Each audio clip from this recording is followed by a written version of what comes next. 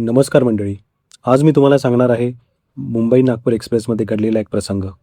आणि हा प्रसंग ज्यांच्याबरोबर घडला त्यांच्या शब्दात मी हा प्रसंग तुमच्यासमोर मांडणार आहे. चला तर मग आजच्या कथेला सुरुवात करूया. मंडळी, मी माझं नाव नाही सांगणार आणि ते जाणून घेणं तुम्हाला कदाचित आवश्यकही वाटणार नाही, कारण ही गोष्ट माझ्याबद्दल नाही, ती त्यांच्याबद्दल आहे जे अजूनही त्या धावत्या गाडीत अडकलेले आहेत. फक्त एवढं सांगतो की मी गेली 20 वर्ष रेल्वेत काम करतोय, TC म्हणून. आणि या 20 वर्षात हजारो प्रवासी मी पाहिले. शेकडो रात्री ट्रेनमध्ये काढल्या. रात्री 2 वाजता डब्यातून फेरफटका मारताना कधी भेटती नाही वाटली. का कुणास ठाऊक, त्या एका रात्री जे घडलं ते मला आजही रात्री उठवतं. आजही मला रात्री घाम फुटतो. ते वर्ष होतं 2021. नोव्हेंबर महिन्याचे ते थंडीचे दिवस होते. मुंबई नागपूर एक्सप्रेस रात्री जवळपास 11:30ला मुंबई CST वरून निघणारी गाडी. मी S7 डब्यात ड्युटीवर होतो. त्या रात्री डबा जवळजवळ रिकामाच होता. फक्त मोजून 10-11 प्रवासी होते. सगळे आपापल्या बर्थवर पांघरून घेऊन झोपलेले. सगळ्यांचीच तिकीटं मी नीट तपासली होती. आणि थोड्याच वेळात गाडी सुटली आणि मुंबईचे दिवे हळूहळू मागे सरकत गेले. पुढे काय वाट पाहत होतं याची कल्पनाही मला नव्हती. काही वेळाने मध्यरात्र उलटून गाडी कसारा घाट ओलांडू लागली. घाटात नेहमीच मोबाईल नेटवर्क जातं हे मला माहीत होतं. पण त्या रात्री आणखी काहीतरी गेलं. ते म्हणजे डब्यातले दिवे. ते अचानक बंद पडले. एक क्षण संपूर्ण अंधार. मग अचानक इमर्जन्सी लाईट आली. पिवळी मंद थरथरती लाईट. त्या अर्धवट प्रकाशात डब्यातल्या सावल्या विचित्र वाटत होत्या.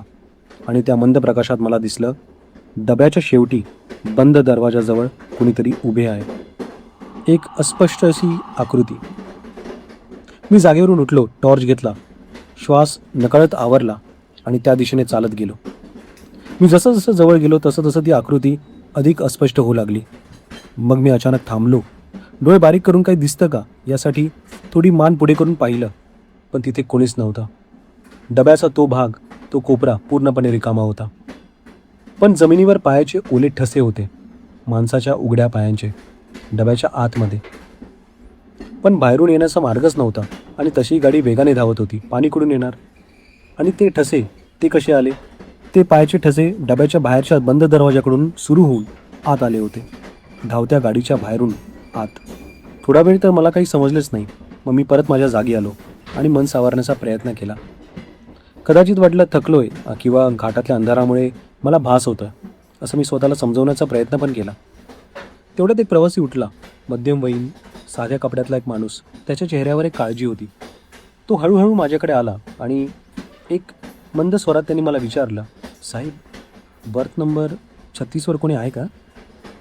मी तिकीट रजिस्टर उघडलं आणि बर्थ नंबर 36 कोणाच्या नावावर बुक आहे ते पाहिलं. पण कुणाचंच तिकीट नव्हतं त्यावर. ती बर्थ पूर्णपणे रिकामी असायला पाहिजे होती. मी त्या माणसाकडे वळलो आणि विचारलं, का, काय झालं? तो माणूस एक क्षण थांबला. मग हळूच म्हणाला, गेला तासभर मी जागा आहे आणि वरच्या बर्थकडे पाहतोय. त्या बर्थ नंबर 36वर कोणीतरी झोपलं आहे. पांढरी चादर घेऊन एक आकृती जी अजिबात हालत नाही आहे. मला वाटलं तुमची परवानगी घेऊन कोणी बसलं असेल म्हणून विचारायला आलो. आता हे ऐकून माझ्या पोटात तर खड्डाच पडला. मी टॉर्च घेऊन त्या बर्थकडे गेलो. त्या प्रवाशाने जे सांगितलं होतं ते खरंच होतं. बर्थ नंबर 36वर खरंच एक आकृती होती, जी पांढऱ्या चादरीखाली झाकलेली, स्थिर होती. मी एक दीर्घ श्वास घेतला आणि हळूच त्या चादरीचं टोक धरलं आणि झटक्यात ओढली. पण खाली कुणीच नव्हतं. पण ती चादर उबदार होती, जसं आत्ताच कोणीतरी तिथून उठून गेलेलं किंवा तिथे कोणी झोपलेलं. शरीराची ऊब अजूनही त्या चादरीमध्ये होती. आणि त्या चादरीवर एक वस्तू होती. एक जुना काळा पांढरा ब्लॅक अँड व्हाईट फोटो एका माणसाचा. त्या माणसाच्या चेहऱ्यावर X असं पेनाने काढलं होतं, लाल रंगात, जसं काही ताज्या शाईने. मी तो फोटो उचलला आणि मागे वळालो. त्या प्रवाशाने माझ्या हातातला तो फोटो पाहिला आणि एकदम 2 पावलं मागे सरकला. त्याचा चेहरा पांढरा फाटक पडला होता आणि म्हणाला, हा हा हा तर माझ्या वडिलांचा फोटो आहे. त्याच्या आवाजात ती थरथर जाणवत होती. पुढे तो म्हणाला, पण ते तर 2 वर्षांपूर्वी याच गाडीमध्ये वारले होते, याच डब्यात, याच बर्थवर. साहेब, त्यांच्या अंत्यसंस्काराच्या वेळी हा फोटो त्यांच्यासोबत मी जाळला होता. हे मी स्वतः पाहिलं होतं. मग हा फोटो इथे कुठून आला? हे कसं शक्य आहे? पण माझ्याकडे काही उत्तर नव्हतं. त्या प्रवाशाने सांगितलं की त्याच्या वडिलांचं नाव होतं दत्तात्रय भोसले. त्या रात्री त्याच बर्थवर अचानक त्यांना हृदयविकाराचा झटका आला होता. त्यावेळेला डबा जवळजवळ रिकामाच होता आणि त्या प्रवाशाच्या वडिलांकडे त्यावेळी कोणी लक्ष दिलं नाही आणि एकट्यानेच ते शेवटचे श्वास घेत पडले होते. जाताना त्यांनी एक वाक्य सांगितलं होतं, मला या डब्यात एकटं सोडू नका. पण भीतीपोटी त्या रात्री त्या डब्यामध्ये कोणीच थांबले नाही. घडलेल्या प्रकाराचा विचार करत मी माझ्या सीटवर पुन्हा येऊन बसलो. तोपर्यंत रात्रीचे 2 वाजले होते.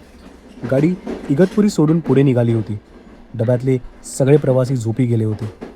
त्या थकव्याने ज्यात माणूस सगळं विसरतो, मी माझ्या जागी एकटा येऊन बसलो होतो. माझ्या हातात होता थर्मासमधला थंड झालेला चहा. मला झोप येत नव्हती. वारंवार त्या फोटोची गोष्ट, त्या ओल्या पावलांचे ठसे आणि ती उबदार पण रिकामी बर्थ, हे सगळं माझ्या मनातून हलतच नव्हतं. आणि इतक्यात माझ्या मागे टॉयलेटमधून एक आवाज आला. ठक ठक ठक. दरवाज्यावर कुणीतरी ठोकतंय असा आवाज होता तो. मी उठलो, हळूच टॉयलेटच्या दरवाजापाशी गेलो आणि विचारलं, कोण आहे आत? पण शांतता, काहीच उत्तर नाही आलं. मग परत ठक ठक ठक असा आवाज आला. मी दरवाजाचं इंडिकेटर पाहिलं. हिरवा रंग, वेकेंट दाखवत होता. म्हणजे आत तर कोणीच नव्हतं. मग आवाज कसा येत होता, तोही इतका स्पष्ट. मी दरवाजाचा हँडल पकडला आणि दरवाजा आत जोरात ढकलला. आत लख्ख काळोख होता. मी माझ्या खिशातून एक टॉर्च काढला आणि टॉर्च पूर्ण टॉयलेटवर फिरवला. टॉयलेट संपूर्ण रिकामं होतं. पण तेवढ्यात समोर असलेल्या छोट्या धुळकट आरशात माझी नजर गेली आणि माझ्या छातीत एक थंड लाट उसळली. आरशात मला माझ्या बाजूला एक चेहरा दिसत होता. एक म्हातारा, पांढरे डोळे उघडे, एकही हालचाल नाही. त्याचं तोंड उघडं होतं. तो काहीतरी बोलत होता, पण मला एकही आवाज येत नव्हता. त्याचे फक्त ओठ हलताना दिसत होते. जणू कुठल्या तरी बंद दुनियेतून तो आपले शब्द माझ्यापर्यंत पोहोचवण्याचा प्रयत्न करत होता. एका क्षणार्धात मी भानावर आलो आणि मागे वळालो. मी माझ्या बाजूलासुद्धा पाहिलं, पण समोर कोणीच नव्हतं. नाही माझ्या बाजूला कोणी होतं. मग परत आरशाकडे पाहिलं. मला माझाच चेहरा दिसत होता आणि त्याच्या मागे त्या म्हाताऱ्याचाही. 2 प्रतिबिंब एकाच आरशात आणि एकाच वेळी. मी घाबरून घट्ट डोळे मिटले. 5 सेकंद, 10 सेकंद आणि लगेच उघडले. इतक्यात तो म्हातारा गेला होता. फक्त आता मला माझाच चेहरा आरशात दिसत होता, घाबरलेला, घामाने भिजलेला. मी घाई गडबडीत तिथून निघणार, पण निघायच्या आधी त्या आरशावर धुळीत कुणीतरी बोटाने काहीतरी लिहिलं होतं, मराठीत, स्वच्छ अक्षरात. ते असे, पुढचा थांबा हा शेवटचा. ते लिखाण ताजं होतं, धुळीत बोटाने नुकतंच काढलेलं, अजून ओलसर. पण आत तर कुणीच नव्हतं आणि खिडकीसुद्धा बंद होती. दरवाजा जो उघडला तो मीच उघडला होता आणि बाहेर येण्याचा मार्गसुद्धा हा एकच होता.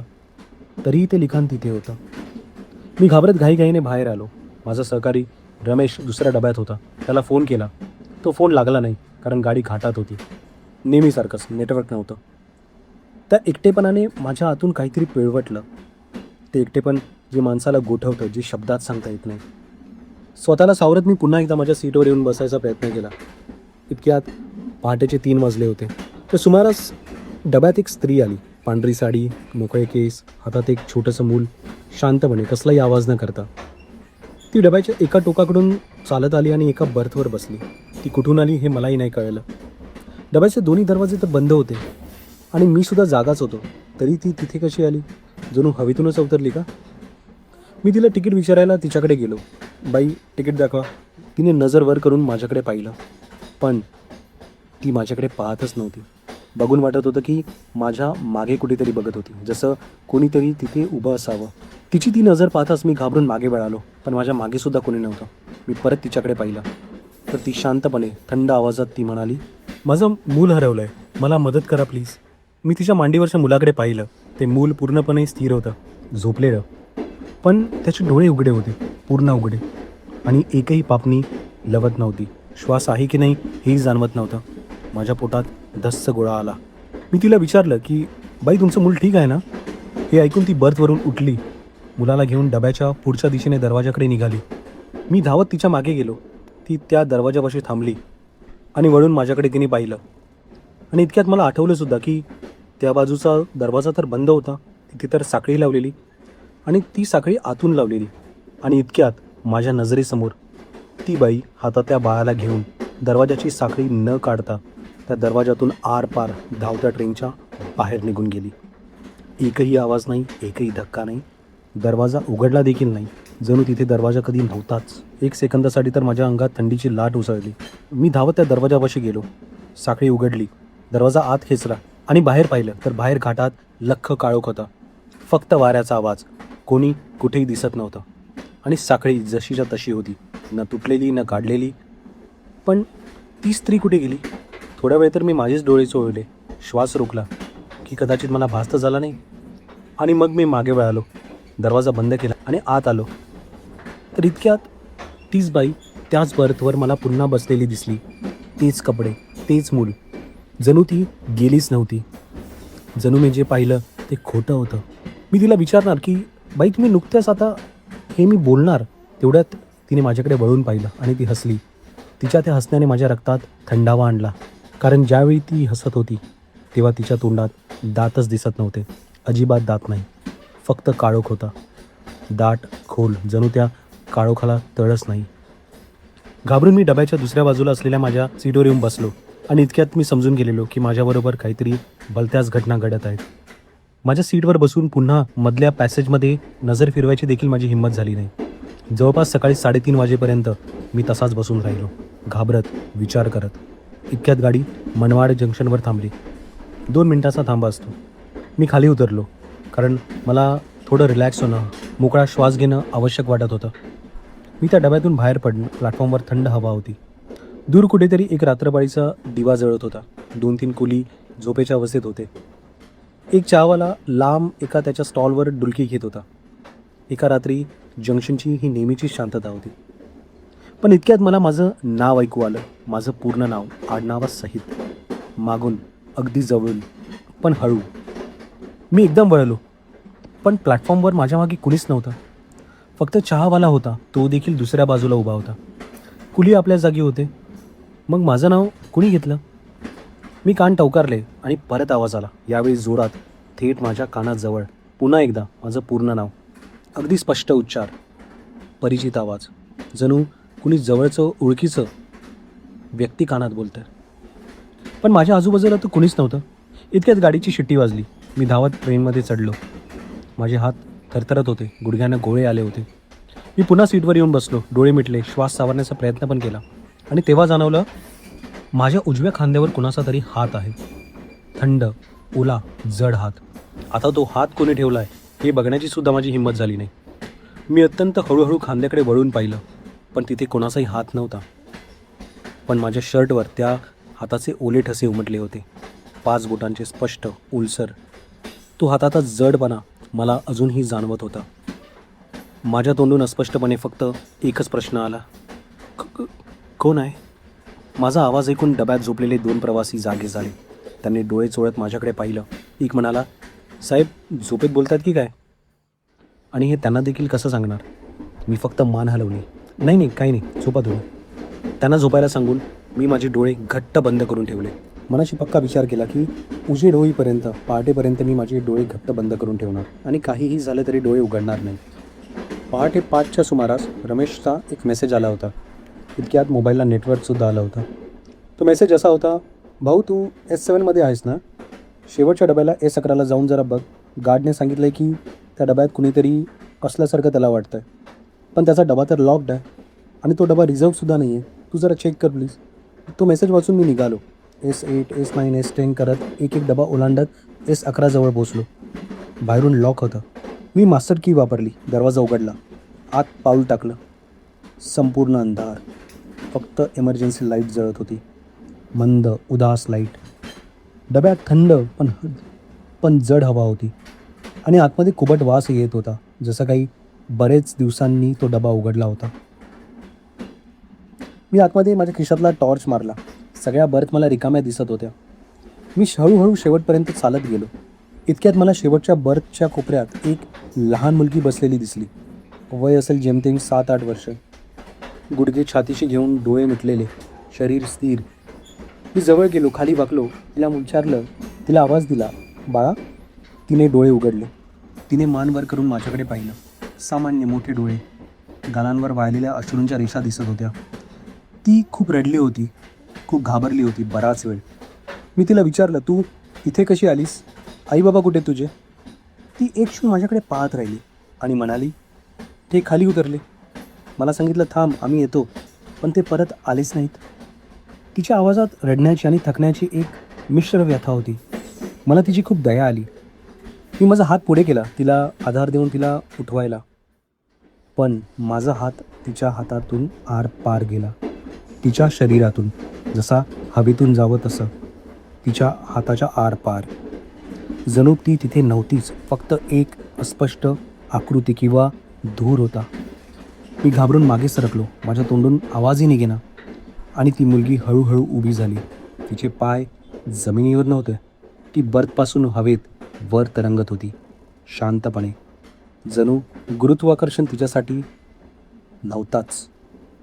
दुपारी ट्रेन जेव्हा नागपूरला पोहोचली तेव्हा मी पटकन गाडीतून उतरलो. माझं शरीर थरथरत होतं, शरीर घामाने भिजलं होतं. त्या रात्रीचं ओझं माझ्या मनात तसंच होतं. मी थेट स्टेशन मास्तरांच्या ऑफिसमध्ये गेलो आणि S11 डब्याचा इतिहास विचारला. आणि त्यांनी सांगितलं की 2015मध्ये याच मार्गावर एक दुर्घटना घडली होती. गाडी रुळावरून घसरली होती आणि एका बोगद्यात शिरताना एका डब्याला आग पण लागली होती. आणि तो डबा हाच होता, S11. त्यावेळेचा शेवटचा डबा. 7 प्रवासी जागीच ठार झाले होते आणि त्यात एक कुटुंब होतं, आई, बाबा आणि लहान मुलगी. मुलगीचं नाव होतं अनघा, वय वर्ष जवळपास 8. स्टेशन मास्तर पुढे म्हणाले की त्याच दिवशी त्याच ट्रेनमध्ये बर्थ नंबर 36वर एक दत्तात्रय भोसले नावाचे व्यक्तीसुद्धा वारले होते. आणि हे ऐकून मी अवाक होऊन स्टेशन मास्तरांकडे फक्त पाहत राहिलो. जसं काही त्या डब्यात अनेकांचं दुःख साठवलेलं होतं, अनेकांच्या अपूर्ण गोष्टी होत्या, जे निघून गेले होते पण मागे अजूनही अडकले होते. कुणाची तरी वाट पाहत, कुणाचा तरी निरोप घेण्यासाठी, कुणाला जसं काहीतरी सांगायचं राहिलं आहे म्हणून. मी नंतर माझ्या एका मित्राला भेटलो, ज्योतिषी आणि तांत्रिक विषयाचा गाढा अभ्यासक. त्याने सगळं शांतपणे ऐकून घेतलं आणि मग म्हणाला, जिथे अचानक मृत्यू होतो, विशेषतः ज्यांना त्याची अपेक्षाच नसते, त्यांच्या आत्म्याला जायला वेळ लागतो. ते त्याच जागी अडकतात. रेल्वेचे डबे, अपघाताचे रस्त्यावरचे वळणं, जिथे जगणं अचानक संपतं, तिथे त्यांना कोणाचं वाईट करायचं नसतं, ते फक्त हरवलेले असतात. त्याने पुढे सांगितलं की अशा ठिकाणी एक साधी गोष्ट करावी. मनात किंवा ओठांनी शांतपणे म्हणावं, तुम्हाला शांती मिळो, तुमचा मार्ग मोकळा होवो. आणि त्यासाठीच आम्ही प्रार्थना करतो. यासाठी कुठलाही देव लागत नाही, कुठलाही मंत्र लागत नाही, फक्त खरी भावना लागते, मनापासून सांगितलेले शब्द.